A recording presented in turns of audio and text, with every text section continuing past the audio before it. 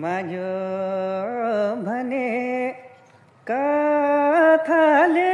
भोलिया बग्न सक्छ रगतको खोलिया भोग्न म तयार छु कुनै पनि दोष बरु शत्रु लागोस् लड्न तयार छु तिम्रो लागि मर्न र मर्न तयार छु तर हाम्रो मायामा दैवको आँखा नलागोस्